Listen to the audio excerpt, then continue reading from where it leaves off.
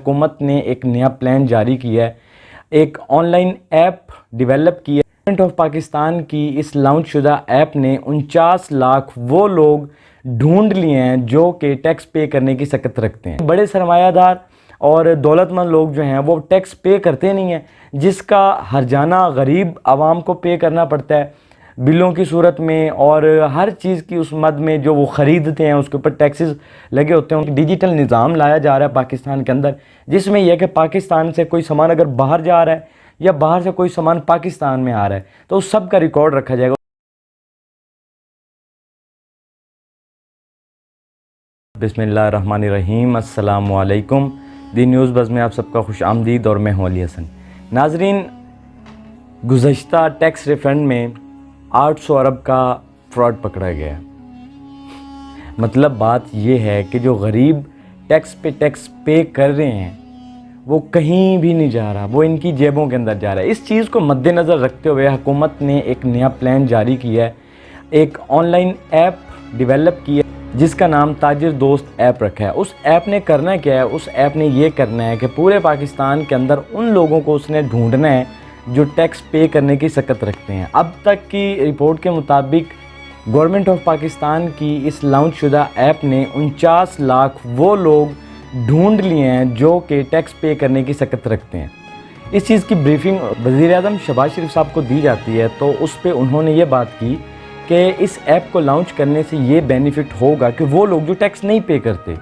जो कि सरमायाकार हैं, दौलतमंद हैं, लेकिन उसके बावजूद टैक्स नहीं पे करते और गरीबों के ऊपर टैक्सेस का जो बोझ बढ़ा दिया जाता है और गरीब जो हैं अपनी बदहाली में पड़ जाते हैं, तो उस चीज़ से इनको निजात मिलेगी। गरीबों को रिलीफ देने का एक प्लान किया गया उन्होंने, जिस वजह से उन्होंने ये ऐप लॉन्च किया। और साथ साथ वो ये कहते हैं कि इस ऐप को लॉन्च करने का एक और रीज़न ये है कि वो लोग जो दौलत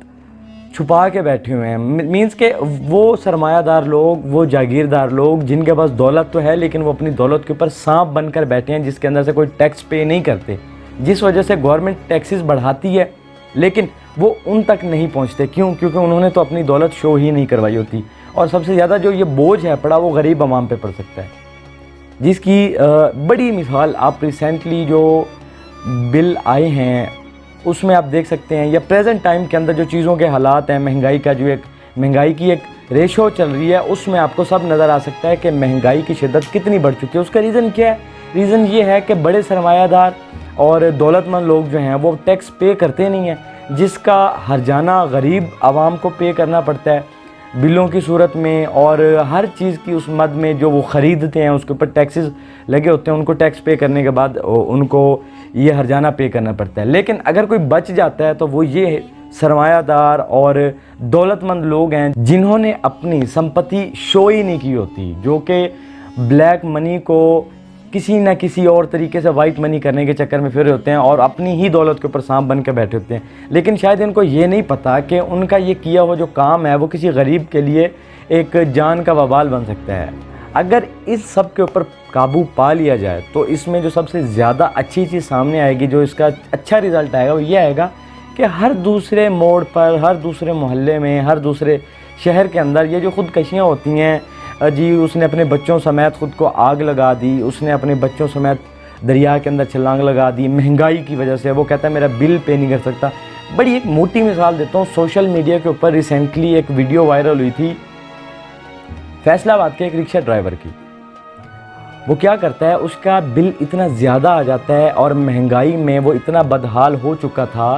कि वो उसको पे करने की सकत नहीं रखता था, और उसने जो हरकत की वो पूरी सोशल मीडिया ने देखी,